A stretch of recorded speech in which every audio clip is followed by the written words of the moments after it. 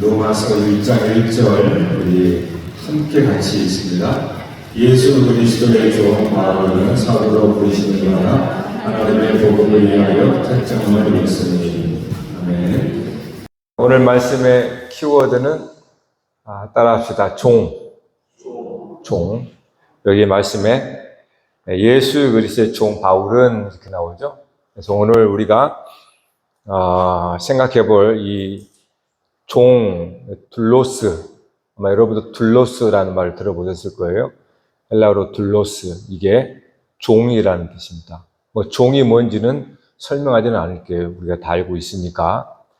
자, 그런데 이 말씀을 우리가 이 지난 이틀간의 말씀과 연관이 돼야 됩니다. 자, 왜냐하면 지난 권세와 권능을 얘기하면서 제가 핵심적으로 말하는 게 자율성, 주권이라고 그랬어요. 네. 그러니까 하나님의 형상으로 지어졌다라고 할 때 그 하나님이 갖고 있는 하나님됨이 뭐냐? 나는 나다라고 하는 거거든요. 이것이 무엇과도 의존하지 않고 스스로 계시다. 그래서 이건 하나님의 주권이라고 합니다. 주권. 이것이 이제 어떻게 표현되냐면 주권이라는 것은 자유로 표현돼요. 자율성. 하나님께서 토기장이가 되어서 내가 그릇을 만드는 것은 토기장의 마음인 것처럼 이게 하나님의 주권이란 말이에요. 그래서 여러분이 하나님의 자녀가 되었다는 것은 권세가 우리 안에 임했다는 겁니다. 그 권세는 하나님의 권세예요. 그걸 하나님의 자녀됨의 권세라고 그래요. 그러니까 이 권세가 하나님이 우리와 함께 하심으로 우리에게 임하게 된 거예요. 근데 우리가 이거를 모를 수 있다는 겁니다. 그러니까 늘 우리가 세상에 죄송합니다만 그 동화에 나온 것처럼 거지와 왕자, 늘 세상의 종으로 산 자가 어느 날 궁정의 왕자가 됐단 말이에요. 그러면 여러분 하루아침에 바뀌어요? 처음부터 보고 듣고 배운 게 세상의 종으로서의 거지로서의 삶을 살았는데 여러분이 왕자가 됐는데 그 모든 게 한순간에 싹 바뀌어서 왕이 될까요? 안 그랬단 말이에요. 하나님의 자녀라고 우리가 알지만 자녀됨의 권세가 뭔지 우리가 알아야 되는데 그 권세가 뭔지 우리가 모르는 거예요. 그 권세의 가장 핵심 크기도가 주권성이고 자율성입니다. 그 하나님 닮은 형상이라는 뜻이죠. 그래서 제가 권세와 권능 얘기할 때 이 자율성을 말씀했습니다. 그게 구원이거든요. 구원의 가장 중요한 비유가 출애굽 사건이에요. 근데 출애굽할 때 하나님이 뭐라고 합니까? 애굽의 종되었던 너희를 인도한 나 여호와다 이렇게 말해요. 애굽의 종이었던 너를 인도했다라는 말은 종인 너를 자유케 한 분이 하나님이다 이 뜻이에요. 그러니까 자유를 잃어버렸다는 겁니다, 인생이. 네? 그래서 예수님이 이 땅에 온 거는 모든 사람들이 실제로는 자유하다고 하지만 자유롭지 않아요. 성경은 다 종이라고 말해요. 죄의 종, 사망의 종, 세상의 종. 우리는 세상 떠나면 못 살 것 같잖아요. 그래서 우리는 세상에서 사는 거예요. 그러니까 이처럼 하나님의 자녀가 되면 권세가 있게 되는데, 그 권세라는 것은 하나님이 우리에게 부여한 자율성을 회복하는 겁니다. 그래서 예수 믿는 사람의 나타난 특징 중에 하나가 얼굴이 펴진다 그랬어요. 즉 세상이라고 하는 속박, 세상의 어떤 율법, 전통, 관습, 또 내 자신의 어떤 그런 세상의 판단에 의해서 배경들, 이런 것들로 나를 꽉 속박해버려요. 우리는 나면서 부모로부터 애들을 속박하거든요. 그러니까 이런 속박된 인생이에요. 근데 하나님의 자녀가 되면 그 결박에서 풀어지는 거예요. 죄값의 죄 용서죠. 죄 사함, 죄 사함으로 말미암아 그가 천국이 된다 그랬단 말이에요. 회개하라, 천국이 가까이 왔다. 그 말은 회개는 죄에 묶인 자를 풀어주는 겁니다. 자유케 하는 게 회개잖아요. 그러니까 하나님께서 주님이 천국이 왔다, 회개하라. 그러니까 회개하는 자에게 천국이 있다는 거죠. 죄에 종돼 가지고 속박되어서 있는 자에게 회개함으로 죄 사함을 받는다는 것은 죄의 결박이 풀어져서 이제 너는 천국이 되었다. 천국은 가장 중요한 게 하나님의 주권과 자율성이란 말이에요. 그게 천국입니다. 그러니까 우리가 예수를 믿으면 우리 삶에 이전에 내가 경험하지 못했던 뭔가 좀 평안함, 그다음 자유함, 분명히 걱정과 염려가 있는데 옛날보다 좀 덜해. 내일 일을 염려하지 말라 계속 말씀 들으니까 내일에 대한 불안이 점점 없어져. 자율성이에요. 편안하다는 거예요. 그러니까 이것이 구원입니다. 그러니까 구원이 여기 먼 미래에 있는 게 아니에요. 천국이 여기 있는 겁니다. 여러분이, 그러니까 하나님께서 애굽의 종되었던 자를 구원한 것, 이것이 여러분 뭡니까? 구원이잖아요. 그럼 구원이라는 것은 여러분이 죄에 묶인 자에서 여러분이 오늘 이 시간에도 자유케 된다면, 여러분이 이 시간에 올 때 여러분의 뭔가 생각이 붙들리고 여러분 마음의 근심이 속박되고 뭔가 결박이 됐다면 오늘 이 시간에 천국이 임할 수 있다는 거예요. 그 사람에게 말씀을 통해서. 그러니까 천국은 멀리 있는 게 아니고 여기에 여러분에게 있다는 겁니다. 그러니까 우리가 구원하니까 자꾸 막연하게 생각하는데 그게 아니에요. 천국은 무질서한 게 아닙니다. 천국은 무질서한 것 같지만 질서가 있는 곳이거든요. 그냥 속박에서 벗어난 겁니다. 그래서 그게 권세예요. 그래서 우리가 이 권세를 알아야 하나님 자녀로서 회복이 됩니다. 근데 하나님의 자녀라고 하는데 이 권세가 뭔지는 모르는 거예요. 그러니까 여전히 세상의 종처럼 사는 거예요. 세상 사람과 똑같이. 세상 속에서 경쟁하면서 누가 더 큰 종이 될 건가라는 식으로. 네? 하나님의 자녀는 권세가 있습니다. 근데 이 권세가 권능으로 격발된단 말이에요. 그러니까 내가 하나님의 자녀인데 이 자녀라는 권세가 여러분을 지배를 해야 됩니다. 그동안 나는 세상의 종으로서 죄의 종, 사망의 종, 즉 이 세상의 지배 아래 모든 전통과 규범과 법이나 그런 것에 우리는 그렇게 물려서 살아왔기 때문에 여러분이 하나님의 자녀가 되는 권세를 받으면 그 권세로 말미암아 어떤 일이 벌어지냐면 여러분 안에서 그 권세가 권능으로 나타납니다. 그래서 여러분을 그동안 지배했던 고정관념, 편견, 세상의 어떤 그런 속에 살아가는 그런 것들이 부서지게 되는 거예요. 그러니까 모든 역사의 시작은 여러분 자신으로부터 시작됩니다. 항상. 어제 말씀에 성령의 권능이 임하면 예루살렘부터라고 그랬어요. 예루살렘, 유대, 사마리아, 그다음에 땅끝이라고 했습니다. 예루살렘, 유대, 사마리아는 가나안, 여러분 자신인 거예요. 땅끝은 여러분이 가는 곳이 땅끝인 거예요. 네? 그러니까 모든 복음과 변화의 출발점은 내 자신, 여러분 자신입니다. 이거를 절대 잃으면 안 돼요. 네. 그러니까 여기서 말하는 권세도 여러분 안에 권세가 주어진 겁니다. 하나님의 자녀. 그러면 이 권세가 누구를 변화시키나? 나를 바꿔버리는 거예요. 나를 그동안 지배했던 그러한 압제 가운데 있게 했고 내 생각과 마음과 모든 것들을 결박시켰던 그러한 세속의 모든 것들을 내 속에 하나님의 자녀라는 권세로 권능으로 우리는 그거를 극복해 나가는 겁니다. 그랬을 때 내 자신이 항상 먼저 변해야 다른 사람이 그걸 보고 받아들이는 거예요. 아니 예수 믿는 사람들이 얼굴이 항상 그렇게 어둡고 그러면 복음 전하는 사람이 받겠습니까? 그럼 맨날 걱정 근심하고 그렇게 살아가는데 그 복음이 뭔지 받겠어요. 전도라는 것은 여러분 그냥 예수 믿으세요가 아니고 여러분 자신이 복음입니다. 복음. 내 자신이 복음이라는 거예요.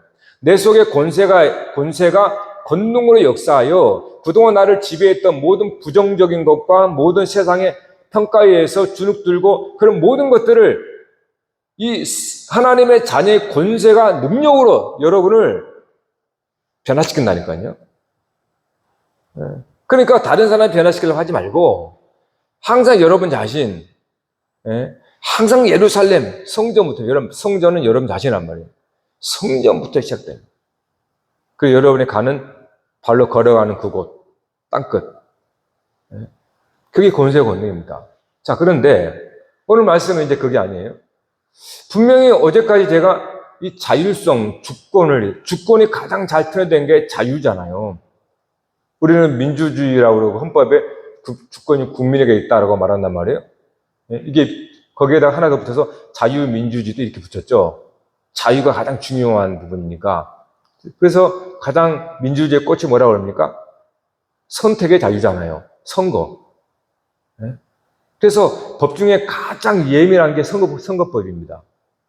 이 선거법이 왜 그러냐면 이거는 완전한 자유 선택입니다. 근데 무슨 수단 방법을 통해서 그 사람의 자유를 조금이라도 좋든 싫든 침해하게 되잖아요. 이것은 법을 어기는 거예요. 그러니까 자유라고 하는 게 굉장히 중요한 부분인 겁니다. 자, 근데 오늘 갑자기 주제가 종이요, 종. 어제까지는 자유, 이랬는데 자율성. 오늘은 이제 바울이 종이라고 말하는 거예요. 여기서 우리는 또 헷갈리게 되는 겁니다. 네? 여러분, 자유라고 하는 것은 교회만뿐만 아니라 복음이 증거되고 예수를 받아들인 사람들 속에 그러한 현상이 나타납니다. 우리나라도 마찬가지잖아요. 우리나라도 복음이 들어와가지고 뒤집어진 거 아니에요, 사실은. 네? 대부분이. 그건 하나의 중요한 증상 맞습니다. 네. 자, 근데 이 자유는 꼭 예수 믿는 사람만 말하지 않아요. 그렇죠? 모든 사람에게는 그런 게 있습니다. 모든 사람, 인간이면 다. 왜냐하면 인간 속에는 하나님 형상이 아무리 죄로만 타락했다 하더라도 그러나 하나님의 형상이거든요. 그러다 보니까 억압받고 압제받고 뭔가 속박되는 것에 대한 나쁘다라는 인식이 있습니다. 그래서 좋은 거는 자유케 해주는 거. 이게 꼭 예수를 믿지 않아도 사람들이 그렇게 다 한단 말이에요. 자, 그런데 문제가 뭐냐면 그럼 그렇게 독재에서 벗어나고 왕정시대에서 벗어나고 민주주의가 됐다면 여러분 세상은 더 천국처럼 천국이 되었습니까? 여러분은 여러분 마음대로 살 수 있잖아요. 우리나라는 자유민주 국가니까. 여러분 마음대로 할 수 있단 말이에요. 여러분 행복하십니까? 우리 지금 세대들은 불행지수가 엄청 높다고 그러는데 아니 마음대로 하지 못하게 독재가 됐고 뭐 강요도 막 강요받고 무슨 뭐 그런 시대이기 때문에 우리 젊은 세대가 지금 세대가 불행하다고 그럽니까? 그건 아니잖아요. 왜 그럴까요? 분명히 복음은 속박에서 해방시키는 자유가 맞습니다. 이건 틀리지 않아요. 그것이 원래 하나님 형상으로 지음받은 회복을 말하는 겁니다. 그런데 오늘 사도 바울이 그것도 바울은 주야장창 그리스도께서 우리를 자유케 했는데 종의 멍에를 매지 말라고 피를 토하면서 얘기합니다. 바울이 자유를. 그런데 오늘 바울은 자기를 나는 그리스도의 종이라 소개하는 거예요. 뭔가 모순처럼 보이잖아요. 다른 사람의 자유를 말하면서 자기는 종이다 이렇게 말합니다. 여러분, 이 모순을 우리가 이해해야 됩니다. 네? 세상도 특별히 젊은 층에서 젊은 이제 19세기 프랑스 혁명부터 시작해서 나오는 지금도 마찬가지, 지금도 진행 중이죠. 왜냐하면 계속 될 수밖에 없습니다. 뭔가 이 시간이 흘리면 화석화되기 때문에 뭔가 제도와 뭔가들이 결국 다 이게 정형화돼 버리거든요. 그러니까 거기서 나는 항상 새로운 세대들은 항상 억압되어 있는 것처럼 느끼는 거예요. 여러분도 그랬잖아요, 어렸을 때. 그래서 분주한 거 아닙니까? 요즘 아이들한테 물어보세요. 똑같습니다. 그들도 간섭하지 말라고, 내가 알아서 한다고 자꾸 그런 말 하는 거예요. 뭔가 자라오면서 그러한 어른들이나 그러한 세상 이런 문화와 이런 제도와 또 교회의 제도라고 하는 의식들, 이런 것들이 마치 압제하고 속박하는 것처럼 느끼는 거예요. 그래서 자유를 외치는 겁니다. 네? 이런 문화는 지금도 계속됩니다. 유명한 K-팝이나 BTS도 마찬가지예요. 여러분 그 가사들을 잘 봐보세요. 그들은 젊은이들은 공통점이 있어요. 그런 기성세대에 대한 반감이 늘 나타납니다. 그리고 그 가사들 속에는 너희 마음대로 네가 생각하는 대로 네가 감정에 따른 대로 늘 그렇게 살아라. 그런 식으로 계속 되어 있단 말이에요. 그것은 예전이나 지금이나 똑같습니다. 앞으로도 그럴 겁니다. 자, 그러면 그들이 말하는 자유가 틀린 건 아닙니다. 근데 또 하나의 공통점은 그러한 자유를 부르짖고 마치 이 제도 안에서 벗어나고 뭔가 세상의 어떤 그 전통이나 관습이나 이런 걸 따른다는 것은 정말 구태해갖고 그걸 벗어나는 것이 마치 신세대가 그러한 사람들이 추구하는 낭만, 그런 자유라고 하는 것이 과연 결과가 뭔가라는 거예요. 결과. 그들은 결국 유야무야 다시 그들도 똑같이 기성세가 되어버립니다. 똑같이. 그리고 악순환이 반복이 되면서 일탈이 발생하고 저들의 인생이 타락합니다. 인생이 망가져버려요. 그게 바로 나온 게 이제 차별금지라든가 성소주, 동성애 이런 것들이 다 자유라는 어떤 면모하에서 나온 거거든요. 그러니까 그런 것은 뭡니까? 그 자유를 부르짖는 그 결과가 결국은 망가져버려요. 뭐가 문제일까요? 분명히 복음은 속박에서 자유케 하는 거란 말이에요. 오늘 여러분은 분명히 그리스도로 말미암아 죄의 종에서 여러분 자유케 됐단 말이에요. 그런데 오늘 저와 여러분은 왜 행복하지 않을까요? 누가 나의 아이를 막지도 않는데 왜 우리는 불행하다고 말할까요? 젊은이들은 왜 그렇게 어떠한 이 사춘기를 시작해서 우춘기 가면서 그렇게 마치 뭔가 내 마음대로 하고 싶고 그러한 시기를 지나면서 정말 어떤 낭만을 꿈꾸고 뭔가 이렇게 하는데 왜 그 끝은 똑같을까? 왜 그럴까요, 여러분? 우리가 그 주권과 이 자유를 너무나 순진하게 생각하기 때문에 그렇습니다. 분명히 하나님께서 우리에게 주권을 회복시켰고 우리 개개인의 자율성을 회복시켰습니다. 그런데 그 자율성과 주권이라는 것은 독립성이 아닙니다. 마치 이것이 같은 맥락 같죠. 주권과 자율성 그러니까 마치 독립적인 것 같잖아요. 여기서 오해가 생겨버립니다. 그래서 그 자유가 양날이 검이 돼버린 거예요. 여러분 자유하고 싶죠? 그러나 여러분 자유가 여러분을 망칠 수 있습니다. 여러분들을 타락시킬 수 있습니다. 자유라는 것은 가벼운 게 아닙니다, 여러분. 자유는 양날의 검입니다. 굉장히 무서운 거예요. 근데 단지 억압이나 어떤 생리적인 그런 눌림 이런 것에 대해서 마치 우리가 자유케 되는 것이 이게 목적인 줄 알고 자유를 부르짖고 자유케 돼요. 근데 그 이후의 결과는 망가져 버립니다, 인생이. 그 자유와 자율성은 독립적 자유가 아니기 때문에 그렇습니다. 네? 그거는 독립성이 아닙니다. 세상에 자유를 부르짖고 민주화가 됐지만은 왜 계속적으로 타락과 부패와 범죄는 끊어지지 않을까요? 그거는 인간은 원래 자유를 감당할 수가 없습니다. 본래 인간은 연약해요. 그것도 아주 약합니다. 자유를 주면 그 자유를 감당을 못합니다. 그래서 인간 스스로 타락해버릴 수밖에 없는 거예요. 망가져버립니다. 그 자유를 감당을 통제를 못한단 말이에요. 아니, 우리 자신이 그 자유를 통제를 못합니다. 그러니까 그 자유는 우리를 오히려 무너뜨려버리고 우리 인생을 완전히 망가뜨려버리는 겁니다. 마치 브레이크 고장 나버린 것처럼 돼버리는 거예요. 여러분이 지금 우리가 뭐 율법이나 뭐 이런 것들을 사람들은 좋아합니다. 대개 심지가 좀 약한 사람일수록 율법, 제도권, 전통, 관리 이런 걸 좋아합니다. 왜냐하면 그 속에 들어가면 편안함을 느끼기 때문에 그래요. 이건 대부분 사람들이 이렇게 됩니다. 여러분이 자유한다 그래도 사람 봐보세요. 어떤 사람은 철두철미하게 계획을 세웁니다. 왜요? 그 속에 있으면 편안하거든. 그러니까 사람은 본래 율법에 가깝습니다.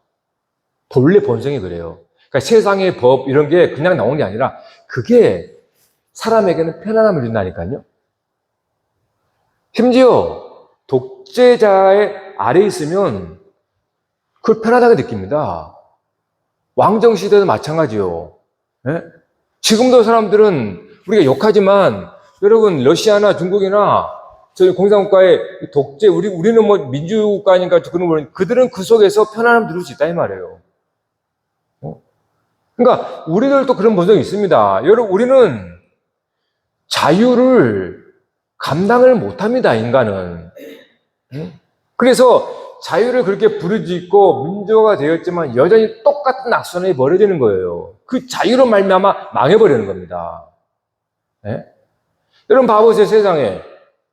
네. 그 망한 거가 많습니다. 그렇게 하다가. 자, 여기서 이제 비밀이 나오는 겁니다. 왜 바울 사도가 그렇게 복음의 자유를 외치면서 자기를 향하여 나는 그리스도의 종이다 이렇게 말했을까 하는 겁니다. 그는 인간의 연약함, 즉 자기 자신 철저히 율법주의자 있잖아요. 그걸 잘 안 거예요. 깨달은 겁니다. 그래서 그리스도의 종이 되는 것이 자유로워지는 것인 줄을 안 거예요. 이상하잖아요. 종에서 벗어났는데 이제는 그리스도의 종이 되는 거예요.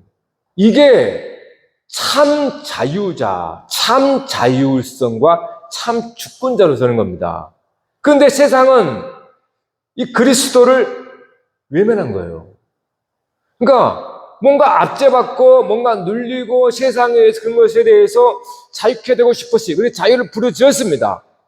그런데 자유하게 됐는데 이제는 그 자유를 감당을 못 해버리는 거예요. 복음은 여러분 하나님은 이스라엘 백성들을 애굽에 종되었던 자를 자유케 했지 않습니까? 그런 다음에 이제 됐으니까 네 마음대로 살아. 그랬습니까? 광야에서 율법을 줬잖아요. 그 율법의 약속이 뭐였습니까? 너는 내 백성이 되고 나는 네 하나님이 된다. 이게 약속이었어요. 그러니까 애굽에서 종되었던 자를 자유케 한 다음에 네 마음대로 독립적으로 살아라가 아니고 나는 네 하나님이다. 너는 내 백성이다. 이 얘기인 겁니다. 이거를 오늘 여기 바울로 말하면 그리스도는 우리의 주고 우리는 그의 종입니다라는 뜻이에요. 이렇게 그리스도의 종이 된 사람이 하나님께서 우리를 자유케 한 그 자유를 계속적으로 누리게 되고 더 극대화할 수 있다 이 말이에요. 망가지지 않습니다. 그러면 그리스도의 종이 되면 망가지지 않습니다. 희한합니다. 여러분 예수님에게 더 종이 되면 될수록 희한하게 자유로워집니다. 여러분 느끼죠? 못 느껴요? 아직도 여러분 스스로 독립적으로 살려고 합니까? 내가 하고 싶은 대로? 여러분이 여러분 스스로 독립성이 되고 내가 하고 싶은 대로 하면 자유라고 생각하는 할수록 여러분들은 결국 속박이 되고 여러분 잘 속박되고 여러분 파멸하게 되어 있습니다. 왜요? 우리 인간은 그렇게 강하지 못합니다. 네? 왜 우리가 어린아이들을 그렇게 억압적으로 가르쳐야 됩니까? 여러분, 사람들이 왜 불행한지 아세요? 민주시대? 왜 정신적인 질환이 생긴지 아십니까? 감당을 못해요. 일이 힘든 게 아닙니다, 여러분.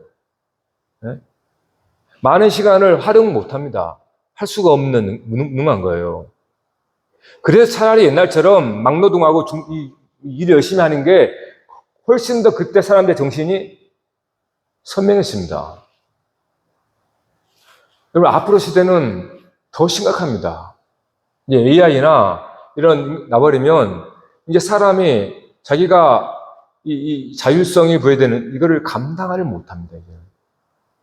예. 그래서 나중에는 진짜로 말 그대로 야만이 될 수가 있어요. 예. 그냥 단순해져 버린다, 사람이. 여러분, 이게 뭔 나라 얘기였죠? 여러분 스스로 생각해 보시기 바랍니다. 여러분 한 달 동안 한번 쉬어보세요. 아니면 6개월 동안. 예. 그러니까 저와 여러분이 하나님 부여하신 자율성과 이 자유라고 하는 것은 그리스도의 종이 될 때, 그리스도의 종이 되는 거예요. 그리스도의 종이 될 때 우리는 하나님의 형상다움, 가장 주권적이고 가장 자율성의 극치를 누리게 됩니다. 그게 천국입니다. 그러니까 천국은 내가 없는 것이에요. 내 머리가 동강 잘라나가고 그리스도가 나의 머리입니다 라고 하는 천국입니다. 네. 그것이 십자가로 구현되는 거예요. 그래서 십자가가 그겁니다. 그래서 십자가는 여러분에게 참다운 자율성을 회복해 주는 거예요. 나의 머리를 십자가에 못 박고 그리스도의 종이 되는 겁니다. 네. 그것이 우리가 타락하지 않고 부패하지 않고 가장 아름답고 고결하고 거룩한 형상으로 살아갈 수 있는 거예요. 할렐루야. 네. 그러므로 저와 여러분이 정말로 이 놀라운 복음의 신비를 알고 그리스도께 날만 눈만 뜨면 그리스도를 붙드시고 진짜로 여러분 마음대로 하고 싶어도 과연 이것이 그리스도의 마음인가? 그리스도께서 기뻐하시는가? 그리스도의 원함인가? 항상 생각해 보세요. 네. 내 마음대로 할 수 없다고 그래서 억압이 아닙니다. 반드시 생각하십시오. 저와 여러분은 자유를 감당할 수가 없습니다. 네. 우리는 그 자유가 우리를 사로잡아서 망가뜨려 버립니다. 그러므로 항상 그리스도의 종으로 그렇게 여러분이 살아가시기를 바랍니다. 기도하십시다.